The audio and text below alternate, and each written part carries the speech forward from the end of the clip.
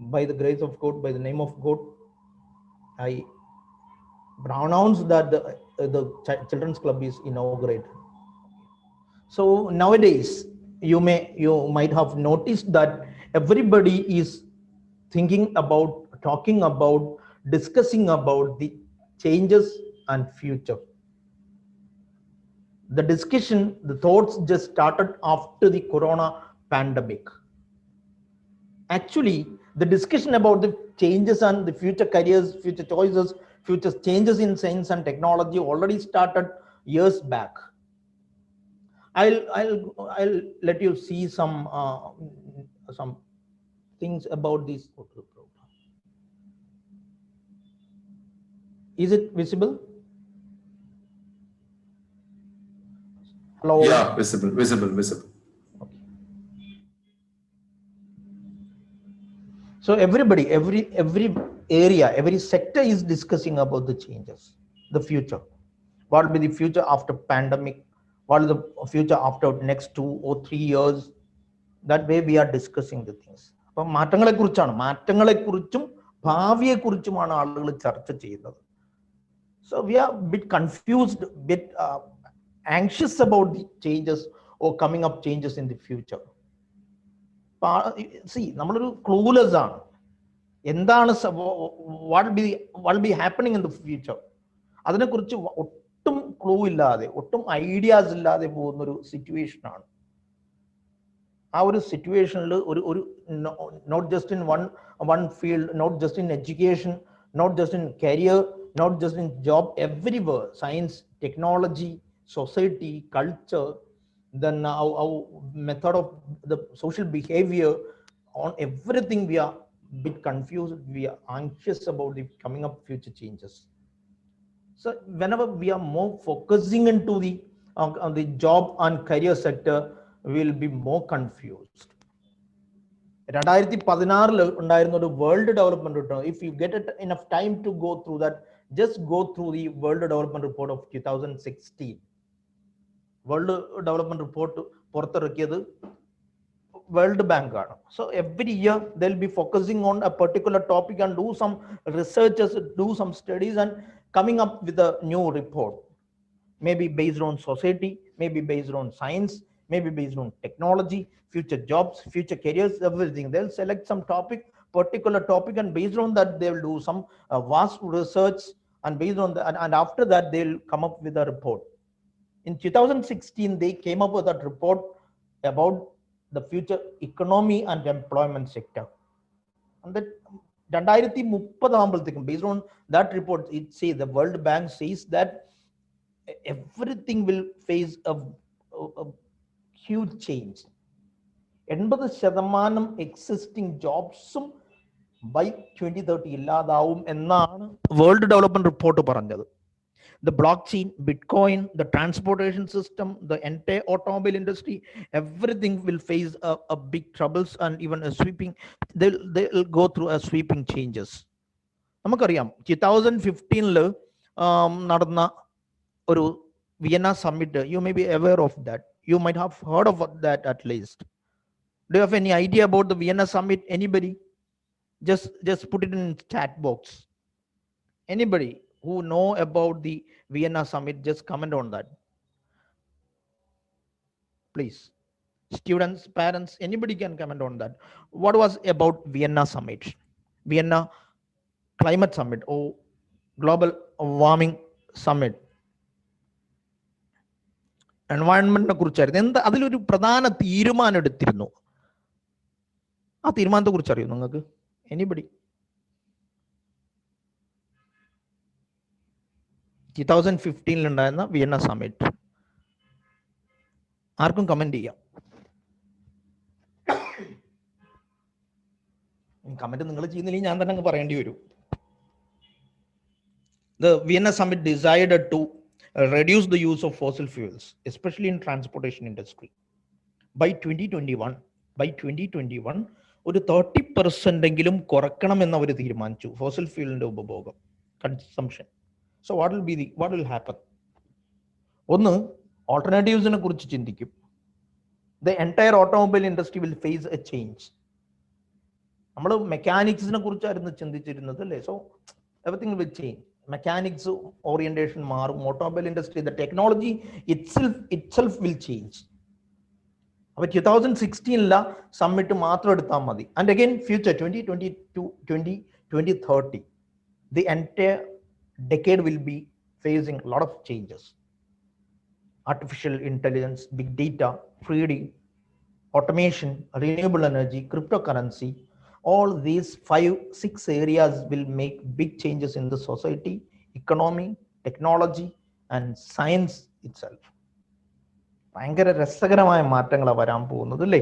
ആ മാറ്റങ്ങളിൽ ഏറ്റവും പ്രധാനപ്പെട്ടതാണ് ട്രാൻസ്പോർട്ടേഷൻ ഇൻഡസ്ട്രി, ഡ്രൈവർലെസ് കാർസ്.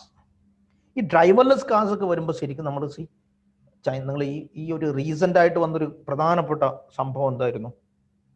കൊറോണയിൽ നമുക്ക് ഈ delivery vehicles, food delivery vans, driverless vans China ഉപയോഗിച്ചു തുടങ്ങി. ടൊയോട്ട പുറത്തിറക്കിയ ഒരു പ്രത്യേക ഓട്ടോമൊബൈലാണത്. It can be changed into, it can be customized to use as home, or even it can be used as an office, customizing the things, putting the shelves, putting washrooms. There won't be a steering wheel, there won't be a driver. Uber, Mazda and Pizza Hut, they all started to think about replacing the existing transportation methods. ഇപ്പം ഊബറും മസ്ദയും pizza ഹട്ടും ടൊയോട്ടയോട് ഇത് അവരുടെ ബിസിനസിന്റെ ഭാഗമാക്കുന്നതിനെ കുറിച്ച് ചർച്ച ചെയ്യുകയായിരുന്നു. Recent ആയ changes you might have noticed that. ആമസോണിനൊക്കെ കൊണ്ടുവന്ന രസകരമായ മാറ്റങ്ങളാണ്. ഈവൻ ഫ്ലൈയിങ് വെയർ ഹൗസിനെ കുറിച്ചാണ്. They are thinking about the flying warehouses, flying transportation methods. The Mercedes-Benz recent ആയിട്ട് കൊണ്ടുവന്ന ഒരു future truck, they are doing a lot of research on that. By 2025 they will come up with an automated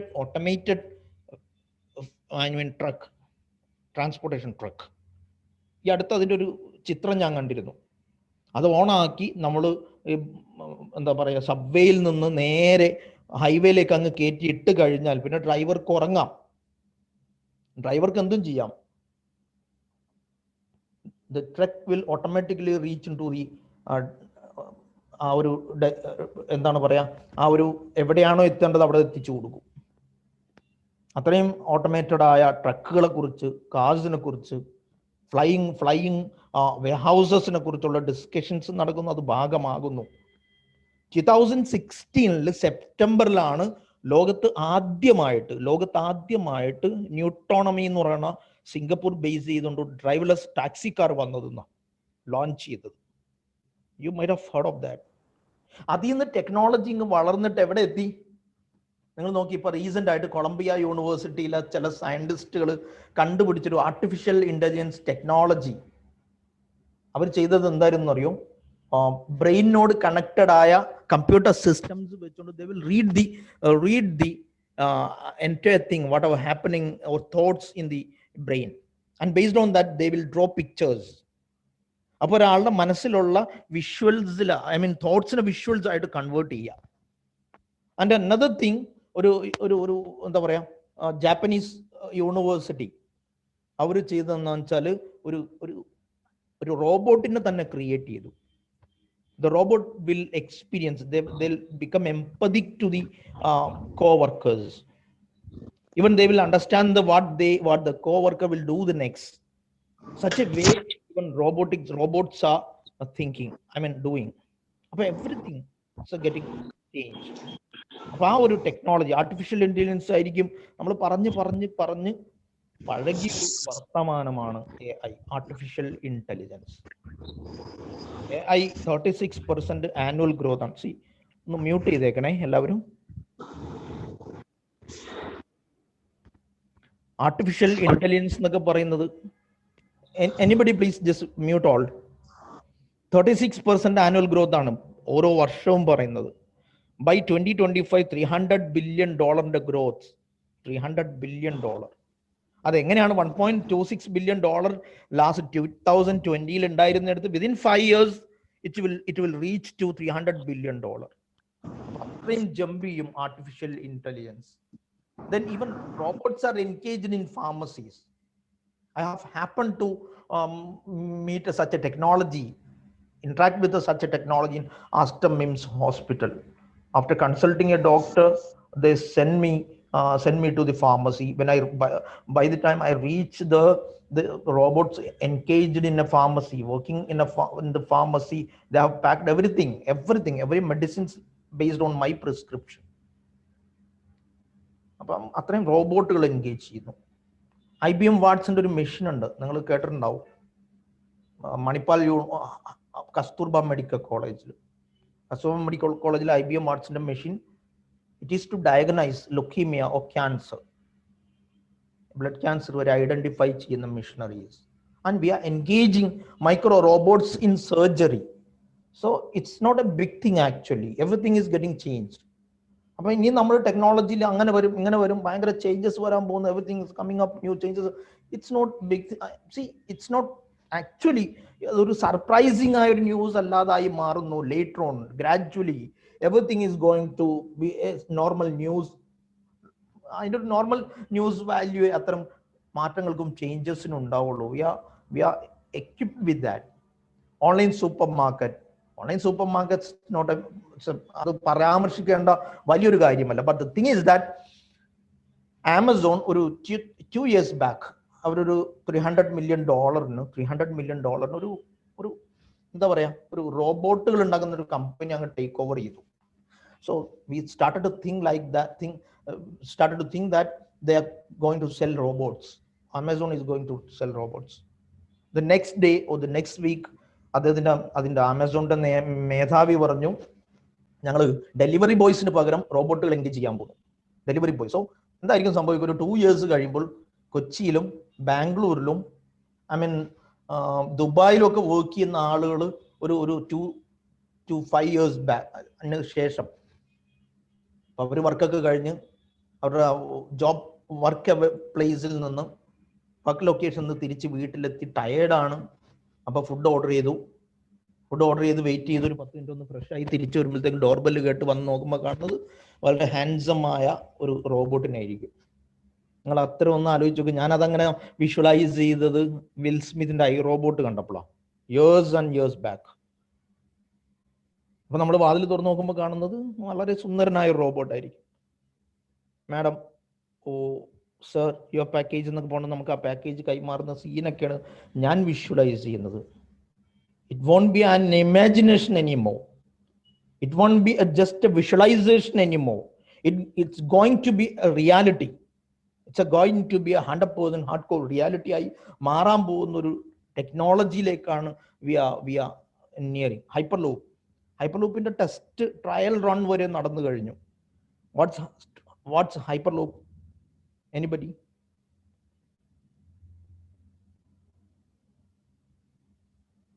എന്തായിരിക്കും വരാൻ പോകുന്നത്? Hyperloop അല്ലേ? ആരോ comment ചെയ്തിട്ടുണ്ട്, ഇത് ആരത്? അബിൻ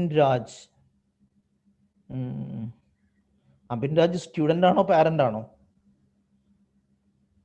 ഒരു വാക്വം സ്റ്റുഡന്റ് ആണോ? ഇപ്പം ഭയങ്കര വിവരമാണല്ലോ അബിൻ രാജ് നിനക്ക്. അബിൻ രാജ് ഭാസ്കരൻ, എനിക്ക് തോന്നുന്നു ഈ ഗ്രൂപ്പിലാ ടെക്നോക്രാറ്റ് ആണെന്നാണ് തോന്നുന്നത്. ഇപ്പൊ തന്നെ സയന്റിസ്റ്റ് ആയി മാറിയോ അബിൻ രാജ്? ഞാൻ ചോദിക്കുന്ന ചോദ്യങ്ങൾക്കും ഞാൻ പറയുന്നതിനൊക്കെ സപ്ലിമെന്റ് ചെയ്തുകൊണ്ടിരിക്കുകയാണ് ചാറ്റ് റൂമിൽ.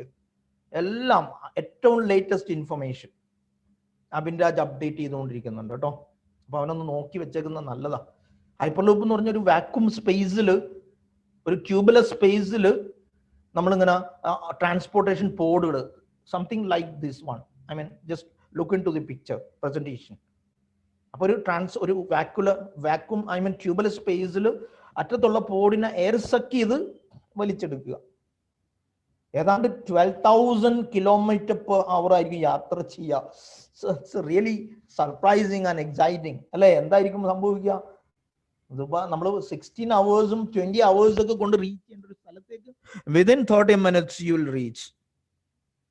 അപ്പൊ ഞാനിങ്ങനെ ആലോചിക്കും, ഒരു 10 കൊല്ലമൊക്കെ കഴിഞ്ഞാൽ നമ്മളുടെ കൊച്ചിയിൽ, എറണാകുളത്ത് ഈ നമ്മളുടെ ഇതുണ്ടല്ലോ ബ്രോഡ്വേ അല്ലെങ്കിൽ ബാനർജി റോഡ് എന്നൊക്കെ പറഞ്ഞാൽ കുറെ കഴിഞ്ഞാൽ മോണുമെന്റ്സ് ആയി മാറും. നമ്മളൊക്കെ നമ്മളുടെ മക്കളുടെ മക്കളെയും കൊണ്ട് ടിക്കറ്റ് ഒക്കെ എടുത്ത് റോഡ് കാണാൻ ഒരു മോണുമെന്റ് കാണാൻ പോകേണ്ടി വരുന്നൊരു situation. The history, the science, the technology, everything will change like that. See, അങ്ങനത്തെ ഒരു ടെക്നോളജിയിലേക്കാണ് എവറിത്തിങ് ഇസ് കമ്മിങ് അപ്പ്. നിങ്ങൾ നോക്കിയ 2020 ബുഡാപെസ്റ്റിനും വിയന്നക്കൂടയിലും ആദ്യത്തെ ഹൈപ്പർലൂപ്പ് വരേണ്ടതായിരുന്നു, പക്ഷെ കൊറോണ മാറ്റി മറിച്ചു. Everything change. സോളാർ കാർസ് വരാൻ പോകുന്നു. വിയന്ന സമ്മിറ്റ് അതേപോലെ പാലിച്ചു കഴിഞ്ഞ 2025 the solar cars will be a reality using the solar energy. So everything is going to change. 3D printing technology. നിങ്ങൾ ദുബായ്ക്കാരല്ലേ, ദുബായ്ക്കാർക്ക് പറഞ്ഞാൽ പെട്ടെന്ന് മനസ്സിലാവും. നമ്മുടെ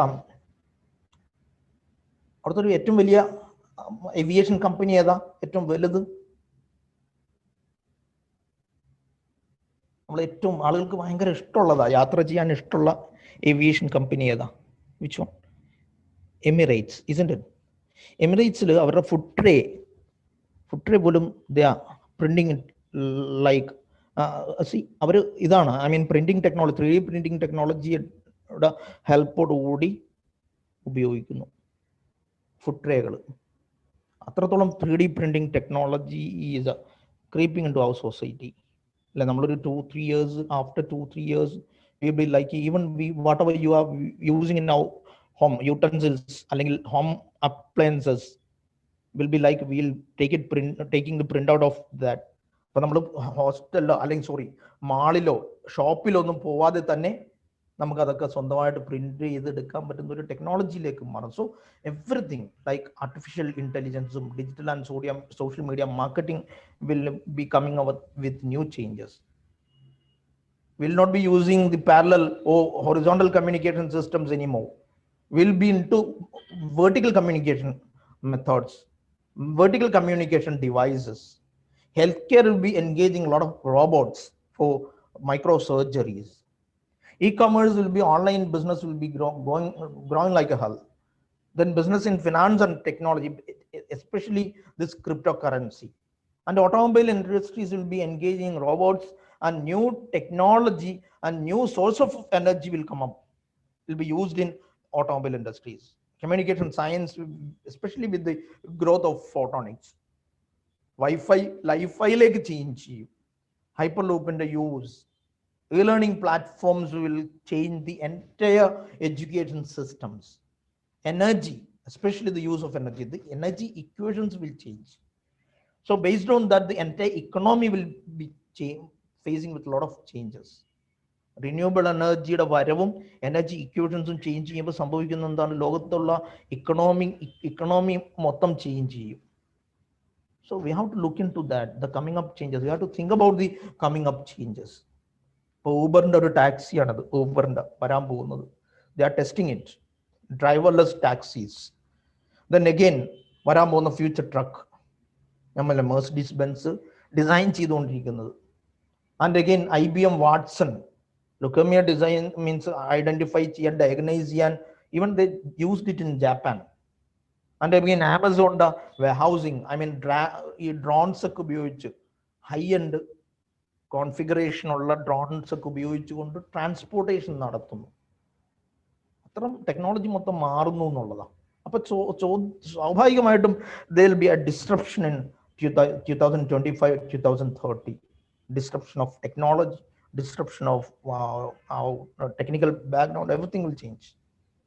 But you should have a clear-cut future career plan for the coming up new changes. കുട്ടികളോട് എനിക്ക് പറയാനുള്ളത്, വിദ്യാർത്ഥികളോട്, പാരൻസിനോട് എനിക്ക് പറയാനുള്ളത്, നിങ്ങളുടെ ഒരു കരിയർ പ്ലാനും നിങ്ങളുടെ ഒരു കരിയർ ആസൂത്രണവും കരിയർ ഫിലോസഫിയും എവരിതിങ് ഷുഡ് ബി ചേഞ്ച്. അപ്പൊ അതിനെ എല്ലാത്തിനെയും ഫേസ് ചെയ്യാൻ പറ്റുന്ന രീതിയിലുള്ള ഒരു കോൺസെപ്റ്റ് ആയിരിക്കണം ഡെവലപ്പ് ചെയ്യുന്നത്. അങ്ങനത്തെ ഒരു കരിയർ പ്ലാൻ ആയിരിക്കണം ഉണ്ടായിരിക്കുന്നത്. ഏതുപോലെ? ഡോക്ടർ യമുന കൃഷ്ണനെ പോലെ. എന്താണ് യമുന കൃഷ്ണൻ ചെയ്തത്? She wanted to go for nanotechnology, but she didn't pick up nanotechnology at graduate level or undergraduate level. What she has done is, അവരെ കുറിച്ച് കേൾക്കണം നിങ്ങൾ. She won Infosys, and she is the first lady who won Infosys award. Infosys is known as the Indian Nobel Prize. 65 lakhs ആണ് prize money. എന്തിനായിരുന്നു ഇൻഫോസിസിന്റെ ഈ Infosys award കിട്ടിയത്?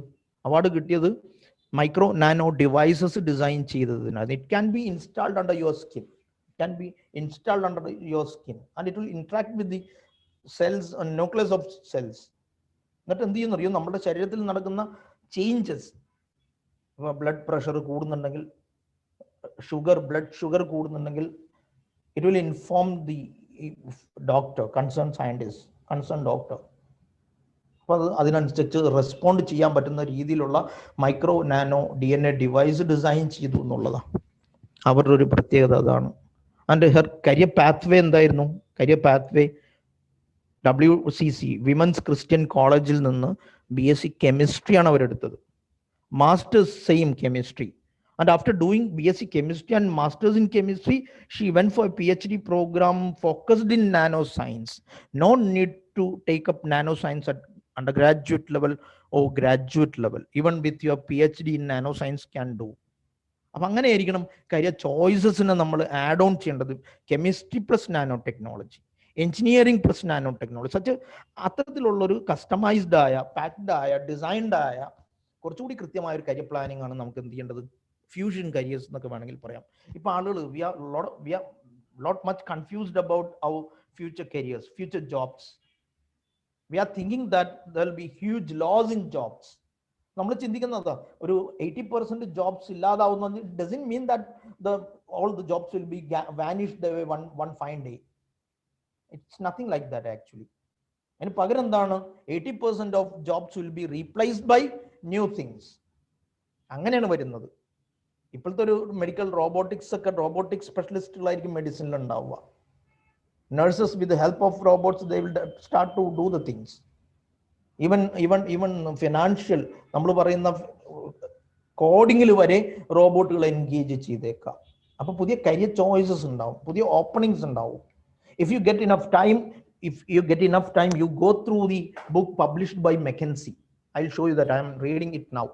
No ordinary disruption. It's thinking about discussing about the coming up changes, or coming up, what will be the philosophy, what will the impact of coming up changes, will it reduce the jobs or not, what will be the automatic mechanism of the nature, എന്തൊക്കെയായിരിക്കും സംഭവിക്കുക എന്നുള്ളതിനെ കുറിച്ച് discuss ചെയ്യുന്നതാ. Future career എന്തായിരിക്കും, future job എന്തായിരിക്കും എന്നൊക്കെ discuss ചെയ്യുന്നതാ. ഞാൻ പറഞ്ഞ ഒരു സുപ്രഭാതത്തിൽ ജോബുകൾ ഇല്ലാതാവില്ല, മറിച്ച് പുതിയ ജോബുകൾ എന്ത് ചെയ്യും വരും. ഇപ്പൊ നമ്മൾ പറയുന്ന ഡ്രൈവർലെസ് കാർ വന്നതോടുകൂടി ജോബ്സ് ഇല്ലാതാവും. No, nothing like that. Driverless car വന്നാൽ അതിന്റെ പ്രോഗ്രാമിംഗ്, അതിന്റെ ടെക്നോളജി, അതിന്റെ ട്രാക്ക്, അതിന്റെ സെക്യൂരിറ്റി സിസ്റ്റംസ്, അതിന്റെ മോണിറ്ററിംഗ് സിസ്റ്റംസ്, ഏറ്റവും പുതിയ കരിയർ ചോയ്സസ് എന്ത് ചെയ്യും, ഡെവലപ്പ് ചെയ്യും. അപ്പൊ അതിന് ആ ഒരു കരിയർ ചോയ്സസിലേക്ക് വരാൻ നമുക്ക് പറ്റണം. അതിനെന്ത് ചെയ്യണം? നമ്മുടെ അണ്ടർ സയൻസും ടെക്നോളജി, ഈ പറഞ്ഞ ഓപ്ഷൻസിൽ നമുക്ക് ഒരുപാട് സ്ട്രീംസ് ഉണ്ട്. Physics, chemistry, maths, biology. In Kerala itself we have 9 streams in a 9 subject combination in +2, 11th and 12th. Physics, chemistry, maths, computer science without biology, and physics, chemistry, biology without mathematics. Normally I won't suggest you to go for a subject combination in science without mathematics. I always prefer to go for a stream with mathematics. Why? Because the physics itself will have 30% of mathematics, numericals. So when you avoid mathematics, it will influence your logical speed. So I won't suggest you to avoid mathematics of 11th and 12th. If you can manage, see, physics and chemistry പഠിക്കുന്ന ഒരു കുട്ടിക്ക് maths is not a big thing. It's a big problem. He can make it up. അങ്ങനെ ചെയ്യാൻ പറ്റും. ഫിസിക്സും കെമിസ്ട്രിയും analytical thinking സ്കിൽസുമായിട്ട് ബന്ധപ്പെട്ടതാണ്. So if a candidate is good at analytical thinking skills, definitely he can make up logical skills. He can improve logical skills. അപ്പോൾ ഈ കോമ്പിനേഷനിൽ you may select physics, chemistry, mathematics and biology together, or physics, chemistry, maths without biology, and physics, chemistry, biology without mathematics. And I won't normally suggest to go for a subject stream without mathematics. അപ്പോൾ അതിന് എടുത്താൽ, see, when you go for the courses, you should have a clear-cut picture, clear-cut idea while choosing a undergraduate program. അതെന്തുകൊണ്ടാണെന്ന് വെച്ചാൽ, see, I will categorize, I will divide all the courses into 4 streams. The first one is general traditional degree programs. അത് ഏതൊക്കെയാ? Chemistry, physics, maths, botany, zoology, geology. And next thing is microbiology, biochemistry, ആദ്യത്തെ traditional ആണ്. Traditional കോഴ്സുകളുടെ പ്രത്യേകത എന്താ? കാലാകാലമായിട്ട് നമ്മളുടെ പഴയ കാലം മുതൽ നിലനിൽക്കുന്ന എക്സിസ്റ്റിംഗ് കോഴ്സസ് ആണ്. Chemistry normally it is known as traditional basic degree programs, but I'll suggest to go for basic degree programs if you're really interested in physics or chemistry, whatever the subjects you have. Why? Because it have a lot of diverse options other than biochemistry and biophysics. For example, chemistry കഴിഞ്ഞ ഒരാൾക്ക് you may go for biochemistry, you may go for food science and technology, even you may go for computer science. But at the same time, a candidate who done food science may not be able to go for physics after undergraduate program. They may not be able to go for chemistry after undergraduate program in food science and technology. Chemistry കഴിഞ്ഞ ഒരാൾക്ക് ഏതാണ്ട് 450+ higher options and higher studies options, 450 plus. But when it comes to biochemistry, you'll have only 20 to 30 options, higher options. അപ്പൊ അത് narrow down ആവും. കെമിസ്ട്രിക്കാരന് ഒരുപാട് ഓപ്ഷൻസിലേക്ക് മാറും. Even he may go for engineering programmes. ഫിസിക്സിന്റെ മാത്രം 400+ കരിയർ ഓപ്ഷൻസ് ആണ്. The same way, mathematics, botany, zoology and geology. Zoology alone will have 250+ higher options, higher studies options. അതേസമയത്ത് മൈക്രോബയോളജി ഇറ്റ്സ് ബിറ്റ് സ്പെസിഫിക്. മൈക്രോബയോളജിയുടെ ഒരു പ്രത്യേകത എന്താ? പാരസൈറ്റോളജി, immunology, virology, food science and technology, nutrition and dietetics, all these kind of courses can be selected after your undergraduate program. The same way, biochemistry, biochemical engineering മേഖലകളിലേക്ക് വരാം. And I won't suggest biotechnology and biophysics specifically after your 11th and 12th. Why? Because the openings will be less, much less. അപ്പൊ നമ്മൾ സാധാരണ പറഞ്ഞ first one traditional degree programmes, second one specific degree programmes, and the third one is semi professional job oriented programmes. If you specifically go for your food science and technology, you'll get a job in food science and technology orientation, nutrition and dietetics, computer science. And again, the fourth one is BVOC programs. Why I suggest BVOC program is that almost all the traditional degrees, semi-professional and even job-oriented technical degree programs they won't have much practicals. പുതിയ നിയമം അനുസരിച്ച് UGCയുടെ നിയമം അനുസരിച്ച് 60%, 60% practical incorporate ചെയ്തതാണ് BVOC programmes. അതുകൊണ്ട് BVOC പ്രോഗ്രാമുകൾ ചില കുട്ടികളുണ്ടാവും, അവർക്ക് ഇരുന്ന് പഠിക്കാൻ കഴിയില്ല.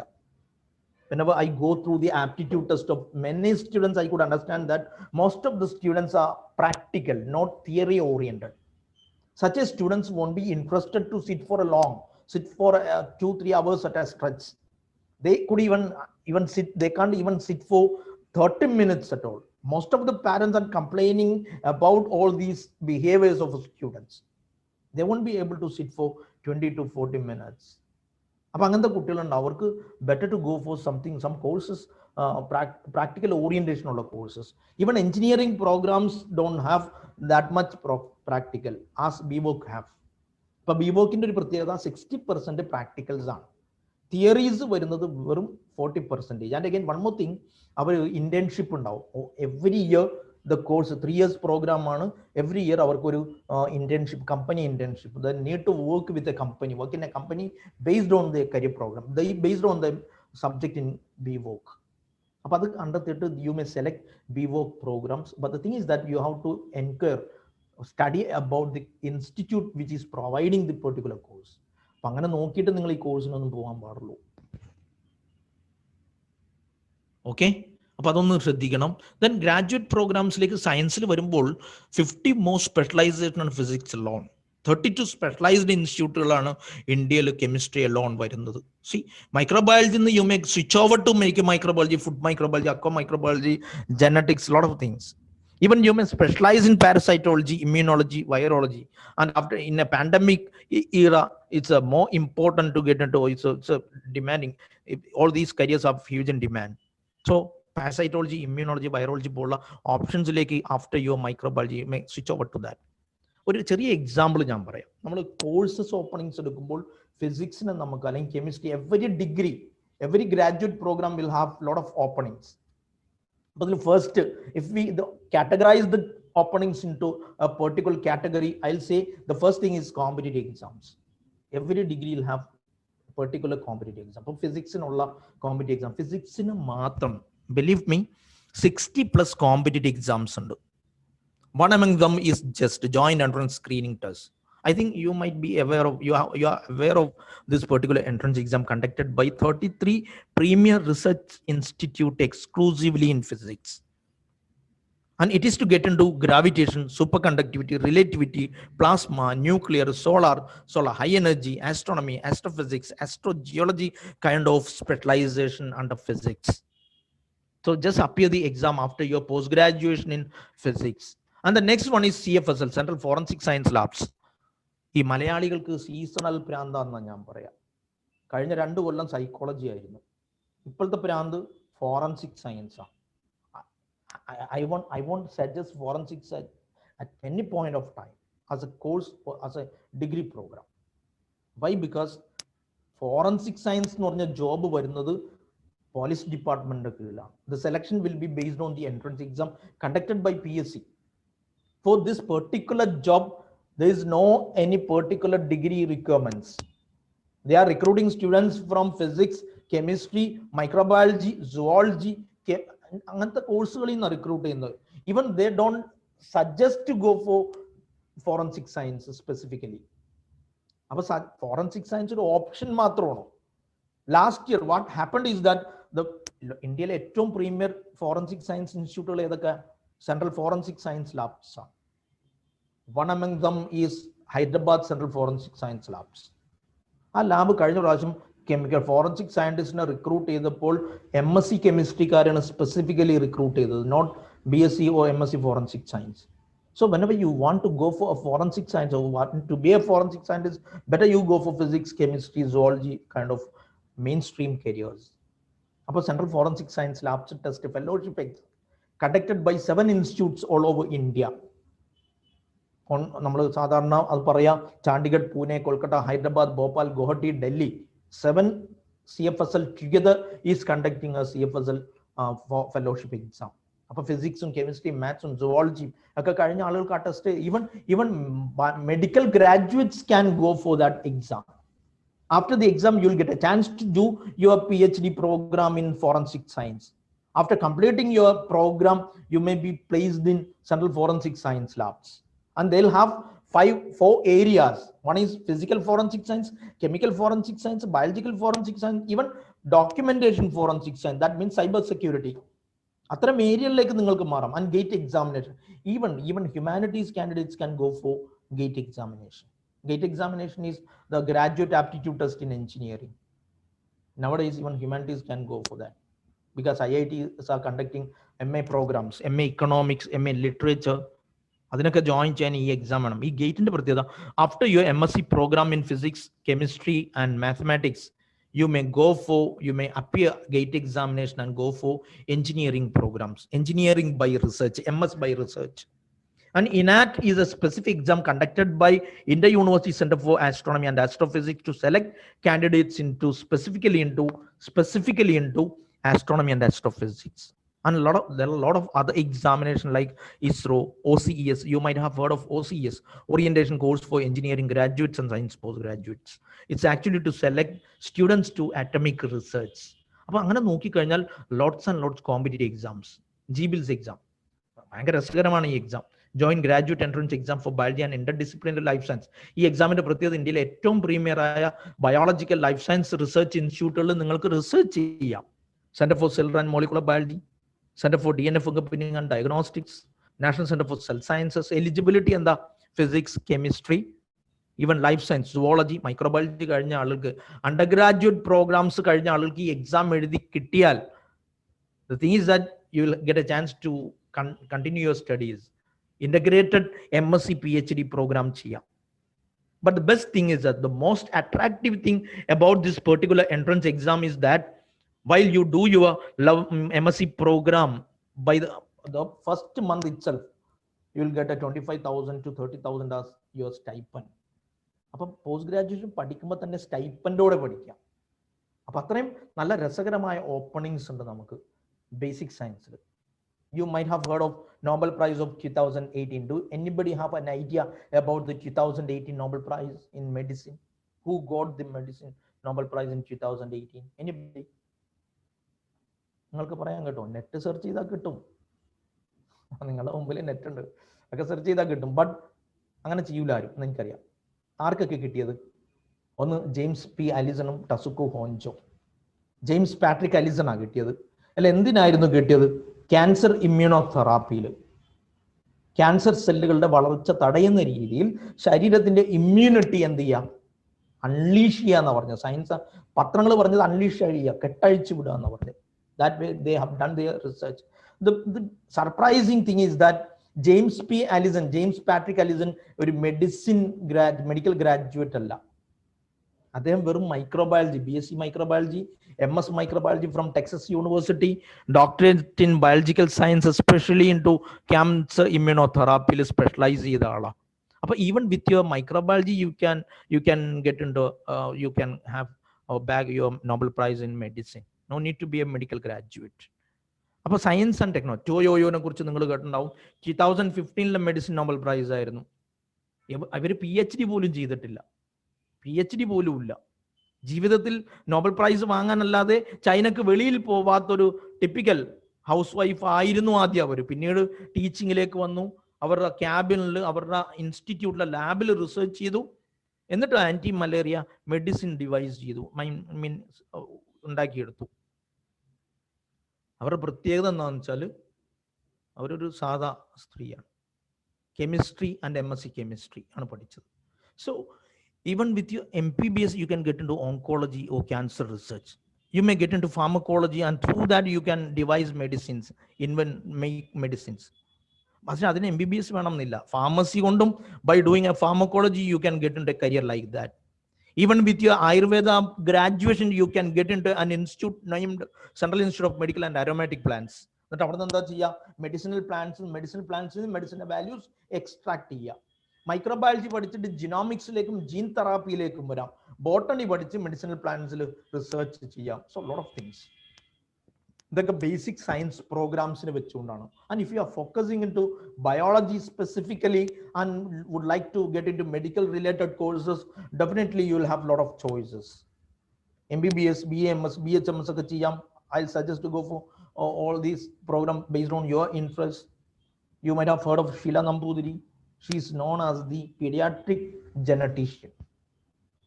അവർ ചെയ്തത് MBBS കംപ്ലീറ്റ് ചെയ്തു, ഡിപ്ലോമ നാഷണൽ ബോർഡ് പീഡിയാട്രിക്സ് എടുത്തു, and went for a program in a master's program in pediatric genetics, medical, specifically medical genetics, and she became the pediatric genetician. About genetics like one, I'll see normally a lot of students are asking about the genetics and other specializations. ഇപ്പൊ ഞാൻ പറയാം, genetics എന്ന് പറഞ്ഞാൽ എന്താ? Gene manipulation ആണ്. DNA ഓർഡറിൽ, chromosome മോഡലിൽ മാറ്റം വരുത്തി റീസ്ട്രക്ചർ ചെയ്യലാണ്. അത് യൂസ് ചെയ്യുന്നത് എവിടെയാ? ഒന്ന് മെഡിക്കൽ ഫീൽഡിൽ, ഫാർമസ്യൂട്ടിക്കൽസിൽ, വെറ്റിനറിയിൽ, അഗ്രികൾച്ചറിൽ. So whenever you think about plan to do a genetic program, better do undergraduate program in medicine, pharmacy, agriculture, then veterinary, even chemistry and botany. From there you can move to genetics. Don't ever do genetics as an undergraduate specific program. ഇവർ ചെയ്തതുപോലെ ചെയ്യാം. അവരൊക്കെ നമുക്ക് മോഡലാണ്. BSc nursing. ഇപ്പം ഇന്ന് അയർലൻഡിൽ നിന്നൊരു പയ്യൻ കോണ്ടാക്ട് ചെയ്തു തന്നെ, അയർലൻഡിൽ നിന്ന്. അവൻ BSc നഴ്സിംഗ് ആണ്, ജോലി ചെയ്യുന്നു, പ്രത്യേകിച്ച് ഓപ്പറേഷൻ തിയേറ്ററിൽ. അവന് കരിയർ സ്വിച്ച് ഓവർ ചെയ്യണം. He would like to switch over to some other areas. So I have suggested him to go for healthcare administration, nutrition and dietetics, psychology, even physician assistant. From nursing you can move to 70+ career choices. BSc nursing is not to be a nurse alone. B.Pharm it's not like selling of medicines. Medicine sell ചെയ്യാനുള്ള career അല്ല B.Pharm. അത് മാത്രമല്ല, you will have a lot of openings. Even you may switch over to biomedical engineering. Biomedical എഞ്ചിനീയറിംഗിലേക്ക് മാറാം. MLTയിൽ നിന്ന് നിങ്ങൾക്ക് ജനറ്റിക്സിലേക്ക് മാറാം. റേഡിയോളജിയിൽ നിന്ന് റേഡിയോ ഐസോട്ടോപ്പ് ടെക്നിക്സിലേക്ക് മാറാം. സോ ഫസ്റ്റ് 4 ഏരിയാസ് അല്ല പാരാമെഡിക്കൽ കോഴ്സസിൽ ഫസ്റ്റ് 4 ഏരിയാസിന്റെ പ്രത്യേകത എന്താ? അത് ഡെവലപ്പിംഗ് കരിയർ ആണ്. Developing career in the sense U will get lot of higher studies options. മാത്രമല്ല ജോബ് ഓപ്പണിംഗ്സ് 100% ആണ്. The next day when you complete, after completing your course, next day you will get a job. But at the same time, ശ്രദ്ധിക്കണം. പ്രത്യേകിച്ച് Gulf സ്റ്റുഡൻസിനോട് എനിക്ക് പറയാനുള്ളത്, നിങ്ങൾ മനോഹരമായ പേരുകൾ കേട്ട് കരിയറിലേക്ക് ചാടരുത്. അനസ്തഷ്യ ടെക്നോളജി, നഴ്സിംഗ് എന്നൊക്കെ പറഞ്ഞാൽ അതൊരു നോർമൽ കോഴ്സ്. ഫിസിക്സ് എന്നൊക്കെ പറഞ്ഞാൽ അതൊരു രസമില്ല കേൾക്കാൻ, ഒരു ഭംഗിയില്ല. ഒരുത്തം വന്നിട്ട് എന്നോട് പറഞ്ഞാൽ കെമിസ്ട്രി എന്നൊക്കെ പറഞ്ഞാൽ പഴയ കോഴ്സല്ലേ, കേൾക്കാൻ ഒരു കെമിസ്ട്രി എന്നൊക്കെ പറഞ്ഞൊരു പഞ്ചില്ല എന്നാണ് എന്നോട് പറഞ്ഞത്. പഞ്ചില്ല, കേൾക്കാൻ ഒരു രസമില്ല എന്നാണ് പറഞ്ഞത്. സി കെമിസ്ട്രി, അതേസമയത്ത് ക്ലിനിക്കൽ പെർഫ്യൂഷൻ എന്നൊക്കെ പറയുമ്പോൾ ഒരു ഭയങ്കര രസമാണ്. Operation theatre technology, anaesthesia technology, blood banking. See believe me, ഇതിൻ്റെയൊക്കെ ഓപ്പണിങ്സ് വളരെ കുറവാണ്. And again it is getting saturated. അപ്പോൾ കുറെ കഴിഞ്ഞ ജോബ് ഓപ്പർച്യൂണിറ്റീസ് ഉണ്ടാവും. There is no higher studies options. So when you take up a course, think about the higher studies options also. Then അടുത്ത വരുന്നത് allied science courses ആണ്. You might have heard of Hari Padmanabhan.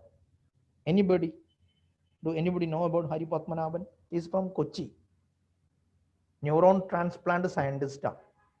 ഇദ്ദേഹത്തിന്റെ കീഴിലുള്ള ഇദ്ദേഹത്തിന്റെ ഒപ്പമുള്ള കുറെ സയന്റിസ്റ്റുകൾ Harvard research സ്കൂളിൽ ഒരു പുതിയ കണ്ടുപിടുത്തം നടത്തി. ഭയങ്കര രസകരമായ ഒരു കണ്ടുപിടുത്തം. എന്താ കണ്ടുപിടുത്തം എന്നറിയോ? ന്യൂറോൺസിനെ ഐസൊലേറ്റ് ചെയ്യാം. ന്യൂറോൺസിനെ ഐസൊലേറ്റ് ചെയ്തിട്ട് നമുക്ക് അതിനെ റീപ്ലേസ് ചെയ്യാം. അപ്പൊ ഡെഡ് ആയ ന്യൂറോൺസിനെ മാറ്റിയിട്ട് വളരെ ലൈവായ ന്യൂറോൺസിനെ നമുക്ക് എന്ത് ചെയ്യാം? ഇൻസ്റ്റാൾ ചെയ്യാം. I couldn't believe that actually. I was really literally surprised. But they proved it. അങ്ങനെ മാറ്റിയുള്ള പ്രത്യേകത എന്താ? അൽഷിമേഴ്സും ന്യൂറോ റിലേറ്റഡ് പ്രശ്നങ്ങളൊക്കെ പരിഹരിക്കാൻ പറ്റുന്ന, മെമ്മറി ലോസ് ഒക്കെ പരിഹരിക്കാം, പാരലൈസ് ചെയ്ത് പോകുന്നതൊക്കെ പരിഹരിക്കാം. പക്ഷെ അദ്ദേഹത്തിന്റെ ഗ്രാജുവേഷനാണ് രസകരമായത്. അദ്ദേഹത്തിന്റെ ഗ്രാജുവേഷൻ, അദ്ദേഹം B.Pharm കഴിഞ്ഞതാ. അത് കഴിഞ്ഞ് M.Pharm Birla institute of technology and science. അവിടുന്ന് അദ്ദേഹം ഹാർവാർഡ് ഇൻസ്റ്റിറ്റ്യൂട്ടിൽ ന്യൂറോളജിയിൽ സ്പെഷ്യലൈസ് ചെയ്ത് റിസർച്ചിലേക്ക് വന്നു. So even with your pharmacy you can get into neuro science. ദെൻ അപ്പം മെഡിക്കൽ, അതേപോലെ അലൈഡ് ഹെൽത്ത് സയൻസിൽ ഒരുപാട് കോഴ്സസ് ഉണ്ട്. Again, all these courses can be categorized into broad areas. First, medical biochemistry, medical microbiology. All these courses are research oriented and job oriented. Career higher studies ഉണ്ട്. At the same time, it's job oriented. Physiotherapy, occupational therapy, speech language pathology, all these careers are practicing careers. അപ്പോൾ നിങ്ങൾക്ക് practising കരിയറിലേക്ക് വരാം. the same time it's a job oriented, but at the same time physiology, anatomy, normally we'll think like zoology. It's better to go for physiology. It sounds എന്താ പറയാ, it sound very very rare, sounds very specific, special course. അപ്പോൾ physiology anatomy rather going into zoology, അങ്ങനെ ചിന്തിക്കും. Don't think like that. Physiology is not job oriented program. The openings for physiology will be much less. അപ്പൊ ഓരോ ആദ്യത്തെ സെഗ്മെന്റിൽ developing career ആണ്.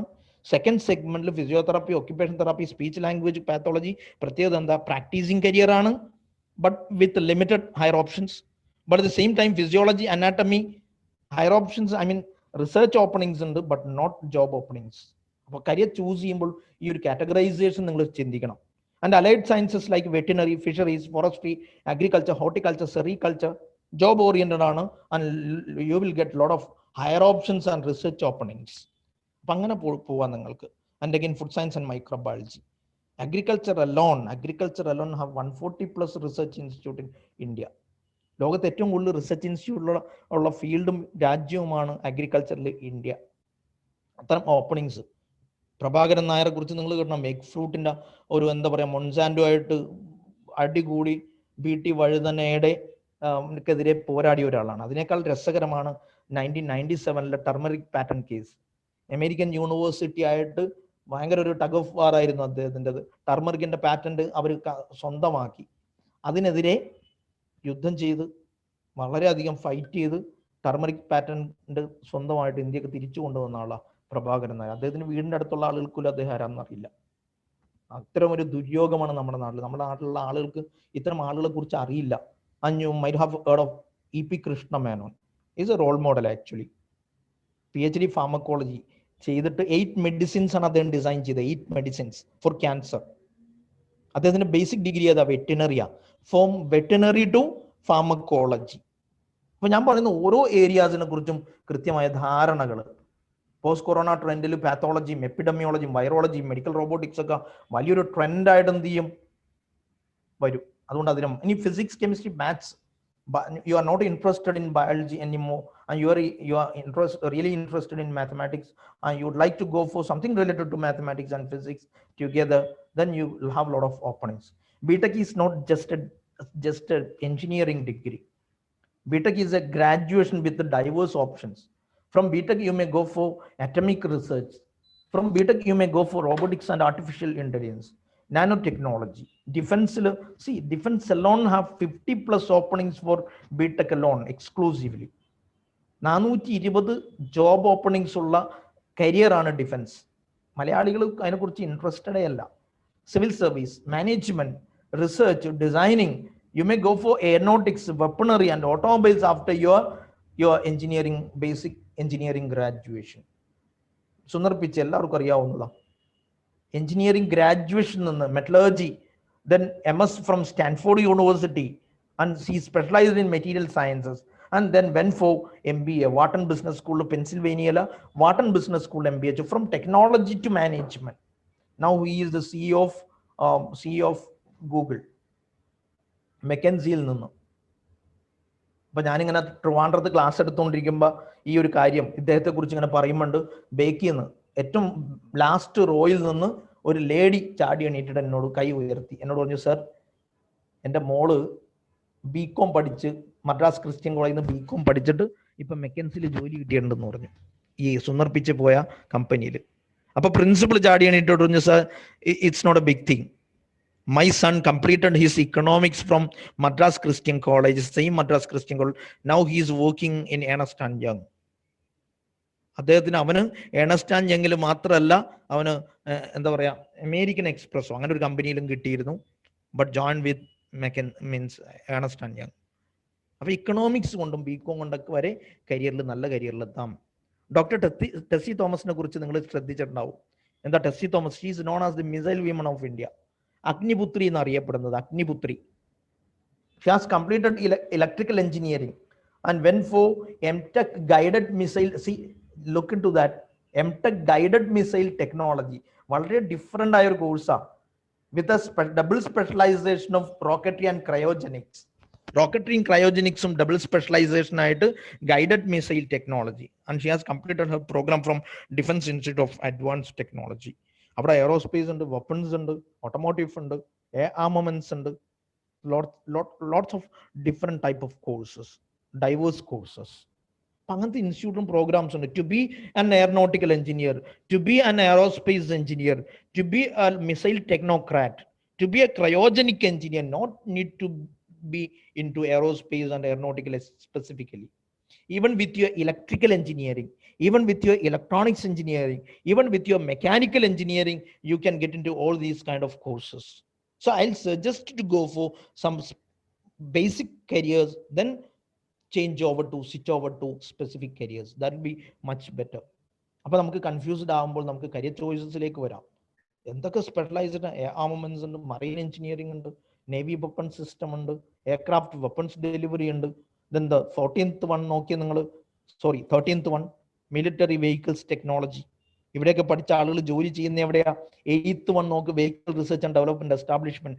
ഡിഫൻസിന് വേണ്ടി vehicles design ചെയ്യുന്ന കമ്പനിയിൽ, ലാബിൽ you may get a chance to work even just after your automotive engineering. And the same automotive engineering can be done after your mechanical engineering. No need to be an automotive mechanical engineer, automobile engineer specifically. In ഡിഫൻസിലെ careers, defence lot of openings. നിങ്ങൾ നോക്കി ആ second row ഒന്ന് വായിച്ചു നോക്കി. Short service commission, technical branch, submarine cadre. Submarines design ചെയ്യുന്ന, submarine maintenance and റിപ്പയറിംഗിൽ specialise ചെയ്യാം. Even with your mechanical, electrical, electronics, telecommunication and control engineer. No need to be a naval architect, no need to be a marine engineer. To be a submarine engineer, you even with your mechanical you can get into that. അപ്പോൾ ഒരുപാട് options ഉണ്ട്, lots and lots, variety options. ഇനി commerce വരുമ്പോൾ, കൊമേഴ്സിന്റെ core area accountancy, business studies and economics. അതാണ് core subjects. You may choose some additional electives like computer application, marketing, politics, mathematics. Even some institutes are providing legal. Law is selecting law as an additional subject. So the core areas are accountancy, business studies, economics. While you select commerce, you should be keen. You should be careful about these three main subjects. Adundavano accountancy, business studies. It's much better to have mathematics or statistics at 11th and 12th. സയൻസിലായാലും കൊമേഴ്സിലായാലും ഹ്യൂമാനിറ്റീസിലായാലും mathematics ഉണ്ടാവുന്നത് ഓ statistics. Higher സ്റ്റഡീസിൽ ചില options it's important. After commerce you may go for BCom, BBA, be it travel and tourism, hotel management, fashion, Bachelor of Designing, English and other languages, then again political, mass communication, visual, multimedia communication, legal, social work, computer application, computer science, ഇതൊക്കെ ശ്രദ്ധിക്കണം കേട്ടോ. ഞാൻ നിങ്ങളോട് എപ്പോഴും commerce choose. നമ്മുടെ നാട്ടിൽ ഞാനൊരു കോളേജിൽ പോയിട്ട് തന്നെ ഒരുത്തിനോട് ചോദിച്ചു, നീ എന്തിനാ കൊമേഴ്സ് സെലക്ട് ചെയ്തു? അപ്പം പറഞ്ഞു എനിക്ക് ഭയങ്കര ഇൻട്രസ്റ്റ് ഉണ്ട് കൊമേഴ്സിൽ. അപ്പം ഞാൻ അവരോട് പറഞ്ഞു ഇൻട്രസ്റ്റ് ഉണ്ടാവാൻ മാത്രമൊന്നും 10th you didn't go through something related to commerce. കൊമേഴ്സുമായിട്ട് ബന്ധപ്പെട്ട് ഒന്നും പഠിച്ചിട്ടില്ല 10th. പിന്നെ എങ്ങനെ കൊമേഴ്സിനോട് ഇൻട്രസ്റ്റ് വന്നത്? Actually it is not because of interest towards commerce. കൊമേഴ്സിനോട് ഇൻട്രസ്റ്റ് ഉള്ളത് കൊണ്ട് പോയതല്ല, മറിച്ച് സയൻസിനോടുള്ള വിരോധം കൊണ്ട് പോയതാ. ഒരുത്തൻ ഈ അടുത്ത് എന്നോട് ചോദിച്ചു, സാറേ ഫോണിൽ വിളിച്ചിട്ട് പറഞ്ഞു എനിക്ക് നല്ലൊരു കോഴ്സ് വേണം. ഞാൻ പറഞ്ഞു നല്ല കോഴ്സ് എന്ന് പറഞ്ഞാൽ ഒന്നും പഠിക്കാനുണ്ടാവരുതെന്ന് പറഞ്ഞു. അങ്ങനെ ഒരു കോഴ്സ് ഉണ്ടോ? ഒന്നും പഠിക്കാനില്ലാത്ത കോഴ്സ്? അപ്പൊ ആളുകൾ സയൻസ് ആകുമ്പോൾ ഒരുപാട് പഠിക്കാനുണ്ട്, ഇത് കൊമേഴ്സും ഹ്യൂമാനിറ്റീസ് ആകുമ്പോൾ ഒന്നും പഠിക്കാനില്ല എന്നൊക്കെ പറഞ്ഞാണ് പോകുക. അങ്ങനെ നിങ്ങൾ ചിന്തിക്കരുത്. കൊമേഴ്സിന്റെ core subjects accounts, business studies, economics. ഇതിൽ കൂടുതൽ സ്പെഷ്യലൈസ് ചെയ്ത് accounts related, finance related careers ആയിരിക്കും. ബാങ്കിൽ 14 lakhs ജോബ് പ്രതീക്ഷിക്കുന്ന, ഇൻഷുറൻസിൽ 3.5. ബൈ 2025 ഇത്രയും ജോബ്സ് വരുന്ന പറഞ്ഞാൽ അറ്റ്ലീസ്റ്റ് 20 lakhs ജോബ് ഓപ്പർച്യൂണിറ്റീസ് എങ്കിലും ഉണ്ടാവും, with some changes, with some additions. അപ്പൊ അതിനെക്കുറിച്ച് ചിന്തിക്കണം. അപ്പോൾ you may go for BCom with finance, BBA finance. See you won't believe, ഇന്ത്യയിൽ I will give you a list of 40 institutes in India providing 100% placement even after your BCom undergraduate program in commerce. I'll give you a list of 40 plus institutes giving BBA with a 100% placement. നിങ്ങൾ വിശ്വസിക്കില്ല, BBA-ലും BCom-ലും വരെ placement. even BA English literature candidates are getting a lot of placements. അപ്പോൾ നിങ്ങൾ കരിയറിനെ കുറിച്ച് ചിന്തിക്കണം. നല്ല രസകരമായ ഇൻസ്റ്റിറ്റ്യൂട്ടുകളും കോഴ്സുകളും CA, CS-ഉം CMA-യും ACCM പോലുള്ള ഓപ്ഷൻസ്. നിങ്ങൾ ഇദ്ദേഹത്തെ കുറിച്ച് കേട്ടിട്ടുണ്ടോ? മുഹമ്മദ് ഷഹബാസ്. എൻ്റെ വീടിൻ്റെ തൊട്ടടുത്തുള്ള ഒരു കോളേജ് ഉണ്ട്, ദേവഗിരി സെയിന്റ് ജോസഫ്സ് കോളേജിൽ അദ്ദേഹം പഠിച്ചത്. കേരളത്തിൽ 15th rank in CA, first rank in Kerala. All ഇന്ത്യയിൽ 15th റാങ്കും കേരളത്തിൽ ഫസ്റ്റ് റാങ്കും. ഞാൻ അദ്ദേഹമായിട്ട് സംസാരിച്ചു. അപ്പോൾ അദ്ദേഹം പറഞ്ഞു കൊമേഴ്സ് ആയിരുന്നു എൻ്റെ ഇൻട്രസ്റ്റ്, ബേസിക്കലി കൊമേഴ്സ് ആയിരുന്നു, but I choose commerce with mathematics. എന്നിട്ട് എന്ത് ചെയ്തു? After that he went four BCom പഠിച്ചുകൊണ്ടിരിക്കുമ്പോൾ അതെൻ്റെ റൂംമേറ്റ് ആയിരുന്ന ആള്, ഒരു മീൻ വിൽപ്പനക്കാരൻ്റെ സൈക്കിളിൽ വന്ന്, നമ്മൾ ബൈസിക്കിളിന്റെ പിന്നിൽ നമ്മളുടെ തെരുവുകളിൽ, നിങ്ങൾക്ക് പെട്ടെന്ന് മനസ്സിലാവില്ല, നിങ്ങൾ ഈ എക്സ്പാട്രിയേറ്റ് സ്റ്റുഡൻസിന്, നമ്മുടെ നാട്ടിൽ മീൻ കച്ചവടക്കാരൻ്റെ മകനാ, മീൻ വിതരണം ചെയ്യുന്ന ആളുടെ മകൻ. പ്രാരാബ്ദം കൊണ്ട്, ദാരിദ്ര്യം കൊണ്ട്, ഭയങ്കര ദുരിതങ്ങൾ കൊണ്ട് അദ്ദേഹം എന്ത് ചെയ്തു? സ്കോളർഷിപ്പ് ബേസിൽ, ഫിഷർമാനുള്ള സ്കോളർഷിപ്പ് ബേസിൽ ദേവഗിരിയിൽ സ്കോളർഷിപ്പോടെ പഠിച്ച ആളാണ്. അപ്പൊ അദ്ദേഹം റൂമിൽ താമസിക്കുമ്പോൾ ഒരു സുഹൃത്ത് എല്ലാ ശനിയാഴ്ചയും ഞായറാഴ്ചയും രാവിലെ എണീറ്റ് എവിടെയോ പുസ്തകം എടുത്ത് പോകുന്നുണ്ട്. അപ്പൊ അന്വേഷിച്ചു എന്തിനാ പോകുന്നത്? പറഞ്ഞു CA പഠിക്കാൻ പോകുന്നു. എന്നാ പിന്നെ ഞാനും വരാം, ബോറടിക്കണമല്ലോ.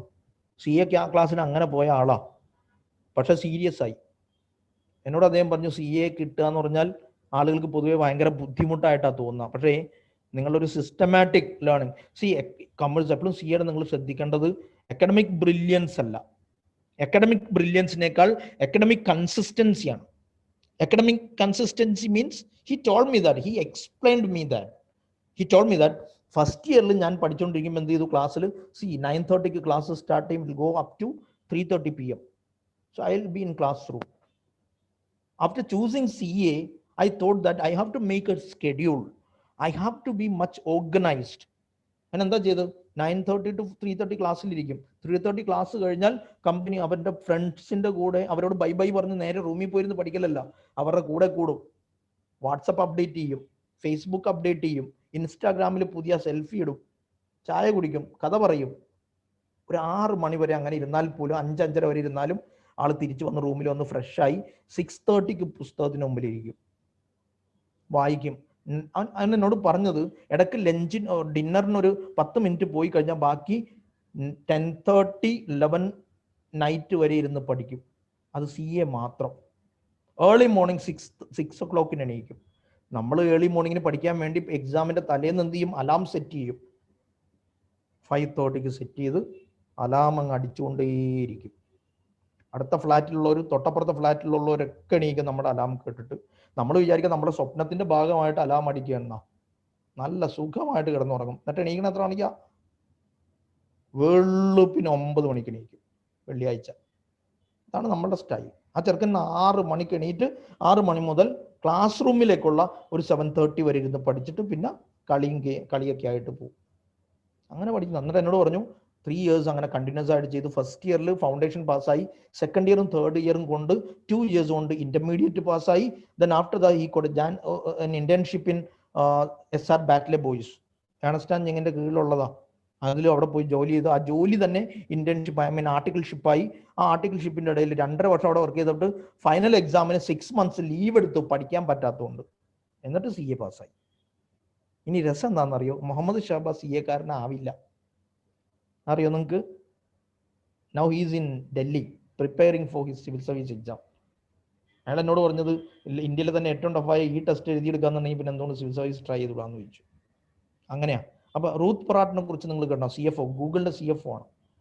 എന്തായിരുന്നു പ്രത്യേകത? ഇക്കണോമിക്സ് ആൻഡ് ഇന്റർനാഷണൽ റിലേഷൻസ് പഠിച്ചു.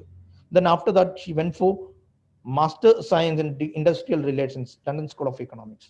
അതിനുശേഷം ദി സെയിം പെൻസിൽവേനിയ വാട്ടൺ ബിസിനസ് സ്കൂളിൽ നിന്ന് MBA, where Sundar Pichai completed his business studies, where Elon Musk completed his business studies, masters in business studies. അവിടെ കംപ്ലീറ്റ് ചെയ്തു. നൗ ഷീ ഈസ് വർക്കിംഗ് അത് എന്താ പറയുക CFO ആണ്. ശ്രദ്ധിക്കണം കേട്ടോ. അതിന് മുമ്പ് അവർ വർക്ക് ചെയ്തിരുന്ന മോർഗൻ സ്റ്റാൻലിയിലാണ്.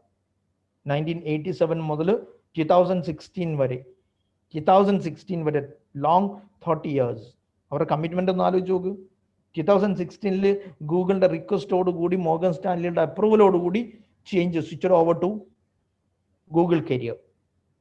അവരുടെ ഒരു ഏകദേശം 4.55 മില്യണാണ് വാങ്ങുന്നത്.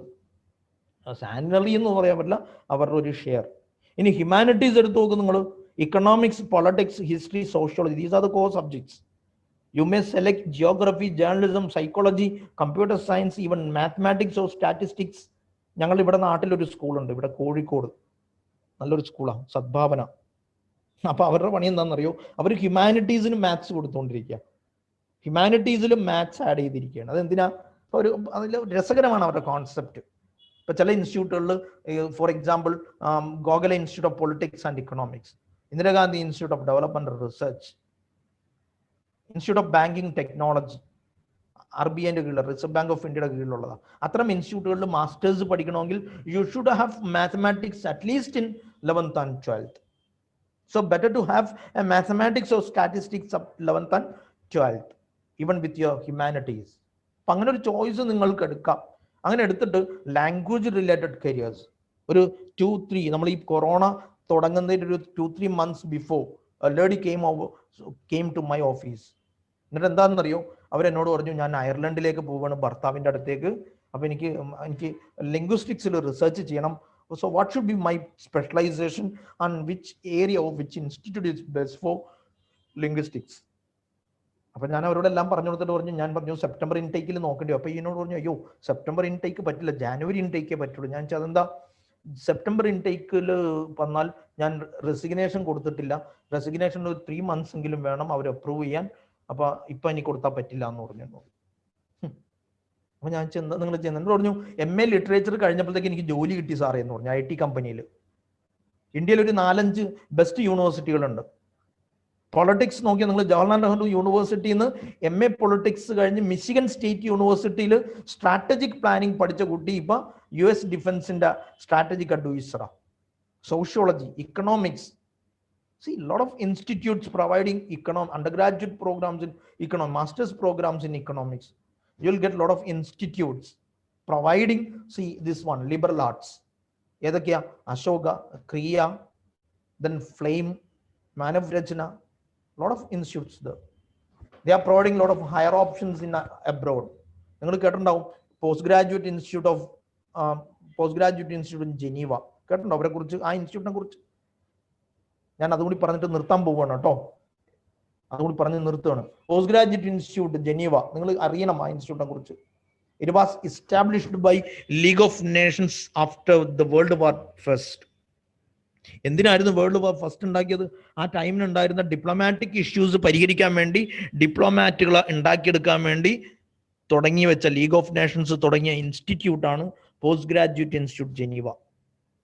ആ ഇൻസ്റ്റിറ്റ്യൂട്ടിന്റെ പ്രത്യേകത അറിയാം നമുക്ക്? ലോകത്തെ ഏറ്റവും നല്ല, നമ്മുടെ ശശി തരൂരിനെ പോലെയൊക്കെ ആളുകൾ ഉണ്ടാക്കിയെടുക്കുന്ന ഇൻസ്റ്റിറ്റ്യൂട്ടാണ് അത്. ലീഗ് ഓഫ് നേഷൻസിന്റെ അടുത്തത്. ഇപ്പൊ അത് UN, ലീഗ് ഓഫ് നേഷൻസ് പോയി UN ആയി. ആ സ്ഥാപനത്തിൽ നിന്നാൽ നിങ്ങൾ UNCHR കാണാം, യുനെസ്കോയുടെ ഓഫീസ് കാണാം. 100% പ്ലേസ്മെന്റാ. ഏതില്? ഇക്കണോമിക്സിൽ, ഡെവലപ്മെന്റ് സ്റ്റഡീസിൽ, പൊളിറ്റിക്കൽ സയൻസിൽ, ലാംഗ്വേജിൽ, history, psychology, geography, short-term job-oriented courses. Even you may switch over to design. IIT Mumbai is providing a program named Bachelor of Designing. Last year, the 4th rank was for a humanities candidate. Legal, media. Legal, നമുക്ക് CLAT exam എഴുതാം. Media related careers, the best one is Delhi School of Communication. Hospitality, hotel and travel area, visual communication. See, we have an institute named Institute of Hotel Management, under the control of National Council for Hotel Management and Catering Technology. 75 institutes under. See, 12 among all these institutes are providing part-time job along with your graduation, undergraduate program. പഠിച്ചുകൊണ്ടിരിക്കുമ്പോൾ ജോലി ചെയ്യാം. Lot of competitive exams, HSE പോലെ, Humanities and Social Science entrance exam പോലെ, Defense and Police Services ഒക്കെ, lots and lots. You might have heard of this person. He is from Thrissur. Entrance exams ഒക്കെ, medical entrance, engineering entrance prepare ചെയ്തു. But he couldn't make it up. NIT IIT ഒന്നും കിട്ടിയില്ല. ആകെ പരാജയപ്പെട്ട്, ആകെ ഫ്ലോപ്പായി. രാത്രിക്ക് രാത്രി ഡൽഹിക്ക് വണ്ടി കയറി സ്റ്റീഫൻസ് കോളേജിൽ ചെന്ന് ഇക്കണോമിക്സ്, സയൻസ് ഒക്കെ ഒഴിവാക്കി ഇക്കണോമിക്സിൽ ചേർന്നു. Now he is the research associate of international monetary fund, earning around 1 crore. VA economics കൊണ്ട് എത്തിയതാണ് ഞാൻ ഈ പറയുന്നത്. അപ്പൊ നമുക്ക് എത്താം നല്ല കരിയേഴ്സിൽ. IGIDR we have 40+ institutes in economics, specifically in economics, providing 100% placement. Delhi School of Economics, Institute of Economic Growth, Sardar Patel Institute of Economics and Social Science Research, lots and lots. അങ്ങനത്തെ ഇൻസ്റ്റിറ്റ്യൂട്ടിൽ select ചെയ്യാം. At least you go for premier central universities, Aligarh, Banaras, English and foreign languages university, ഫ്ലൂ, Jamia Millia Islamia, Delhi university, Pondicherry, ഓരോന്നും specific. JNU for social science, school of social science എന്ന ജവഹർലാൽ നെഹ്റു യൂണിവേഴ്സിറ്റിയെ കുറിച്ച് പറയാം. Even with your political science you will get a job. Language best one ആണ്, best 3-ൽ ഒന്നാണ് JNU. The first one is Hyderabad Central University. I'll suggest Hyderabad Central University. And the second one is Jawaharlal Nehru University. And the third one is IFLU. And then Dr. Shamnath Bashirനെ കുറിച്ചൊക്കെ നിങ്ങൾ കേട്ടിട്ടുണ്ടാവും. Infosys award 2014 ദുരൂഹ സാഹചര്യത്തിൽ ബാംഗ്ലൂരിൽ നിന്ന് കൊല്ലപ്പെട്ട ആളാ.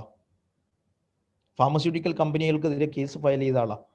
അമിത വില, മെഡിസിൻസിന് അമിത വില വാങ്ങുന്നത് കണ്ടിട്ട്.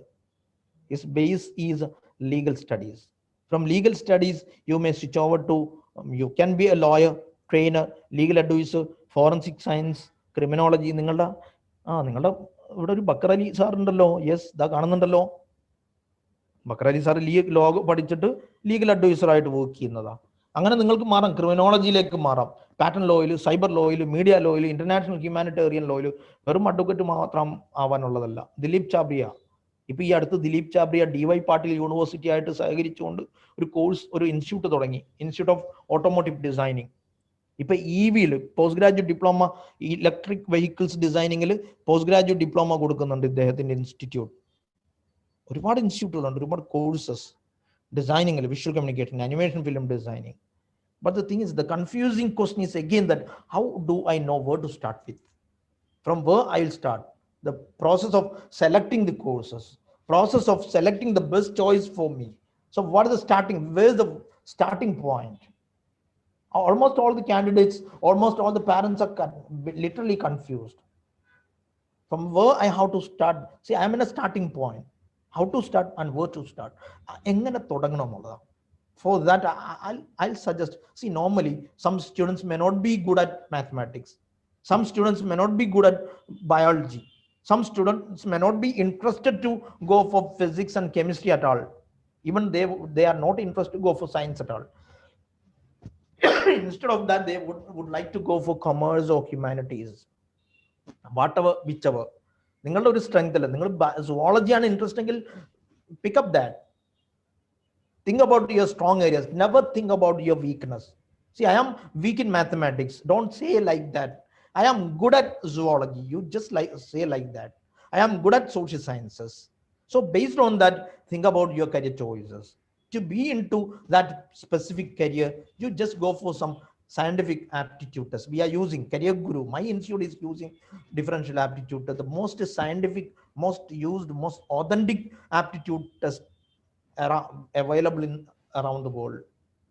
Verbal reasoning, numerical, abstract reasoning, perceptual speed, mechanical reasoning, space lesson, those lots of areas are tested. Some variables are tested, some areas are tested. And after attending the test, you will get a graphical representation of your skills. Based on the domination of each and every variables, I can say, you can say that which area you are good at, which career is you are good at, what are all the choices that I am comfortable, I will be comfortable with. ഇങ്ങനെ ഒരു ഓറിയന്റേഷനിൽ നിങ്ങൾക്ക് workout ചെയ്യാം. ഏതൊക്കെയാണ് ഏറ്റവും best? ഇപ്പോൾ abstract reasoning കൂടിയാൽ you are good at analytical kind of things, you are more into analysis, getting into conclusion. Numerical വരുമ്പോൾ numerical logical sequencing ആണ്, logical preparation, logical skills. And verbal reasoning more into association and conceiving the ideas. So putting together everything based on the fluctuations, based on the dominations, we can say these are the areas you are good at, you will be good at. അങ്ങനെ നമുക്ക് പ്രവചിക്കാൻ കഴിയും, പറയാൻ കഴിയും. So I can suggest, the counselor can suggest all the areas you will be good at. Choices ആണ് പറയാ. Always it should not be judgmental. The counseling should not be judgmental. ഇത് തന്നെ എടുക്കണമെന്നൊന്നും പറയേണ്ടതില്ല. ചില ഏരിയകളിൽ ചില കുട്ടികളുണ്ടാവും ഭയങ്കര ഡൊമിനേറ്റിംഗ് ആയിരിക്കും. ഇന്നിപ്പോൾ 2-3 കുട്ടികളുടെ കൗൺസിലിംഗ് കഴിഞ്ഞു, അവരുടെ ആപ്റ്റിറ്റ്യൂഡ് കണ്ടിട്ട് ഞാൻ ഐ എം ലിറ്ററലി സർപ്രൈസ്ഡ്. അവർക്കൊക്കെ നല്ല കരിയർ ചോയ്സസിൽ എത്താം, നല്ല കുട്ടികളാണ് നമ്മളുള്ളത്.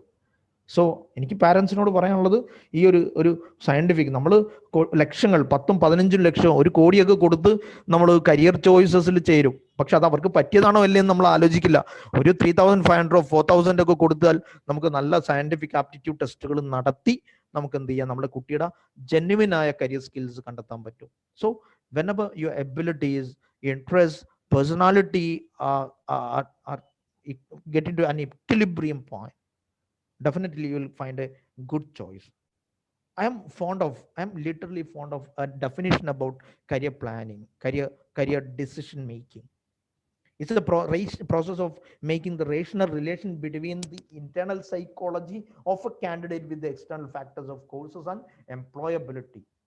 The career planning process is the process of making rational relationship between the internal psychology. Internal psychology means the personality completed with the abilities, aptitudes, interests and personality traits. ഒരാളുടെ വ്യക്തിത്വം എന്ന് പറയുന്നത് ആപ്റ്റിറ്റ്യൂഡും ഇൻട്രസ്റ്റുകളും ഹോബികളും പേഴ്സണാലിറ്റി ഒക്കെ കൂടി ചേർന്നതാണ്. ഈ ഇന്റേണൽ സൈക്കോളജിയെ ഐഡന്റിഫൈ ചെയ്യുക. And based on that you make A relation with the external factors of courses and employability. അപ്പോൾ ആദ്യം ചെയ്യേണ്ടത് the very first thing is to identify yourself. Identify your inner skills, identify your inner strengths. എന്നിട്ട് based on that go for the best matching courses and employability. അങ്ങനെ ചെയ്തു കഴിഞ്ഞാൽ best career ചോയ്സസിലേക്ക് എത്തും. അങ്ങനെ നല്ല കരിയർ ചോയ്സസിലേക്കൊക്കെ എത്തി നല്ല കരിയറൊക്കെ ചൂസ് ചെയ്ത് വളരെ സന്തോഷത്തോടെ ജീവിക്കാൻ, നല്ല പൈസയൊക്കെ വാങ്ങി, പൈസ വാങ്ങുന്നതിനേക്കാൾ പ്രധാനമാണ് നിങ്ങളെ അടയാളപ്പെടുത്തുക എന്നുള്ളത്. നിങ്ങളെ അടയാളപ്പെടുത്തുക എന്നുള്ളതാണ് ഏറ്റവും ഇമ്പോർട്ടൻറ്റ്. ഇങ്ങനെ ഒരാൾ ജീവിച്ചിരുന്നു, ഇങ്ങനെ ഒരു രശ്മി ഉണ്ടായിരുന്നു, ഇങ്ങനെ ഒരു ബക്കർ അലി ഉണ്ടായിരുന്നു, ഇങ്ങനെ ഒരു മനോജ് ഉണ്ടായിരുന്നു എന്ന് ലോകം നിങ്ങളെ കുറിച്ച് എന്ത് ചെയ്യണം, പറയണം. അങ്ങനത്തെ ഒരു പൊസിഷനിൽ നിങ്ങൾ എത്തണം. ഇപ്പൊ കുറെ നാളുകൾ കഴിയുമ്പോൾ നിങ്ങളെ കുറിച്ച് ലോകം പറയണം. അങ്ങനെ അടയാളപ്പെടുത്തുന്ന കുറെ ലാൻഡ് മാർക്കുകൾ ക്രിയേറ്റ് ചെയ്ത് പോവാൻ പറ്റുന്ന ആളുകളായി മാറട്ടെ എന്ന് ആശംസിച്ചുകൊണ്ട് നിർത്തുന്നു. നന്ദി, നമസ്കാരം. Thank you.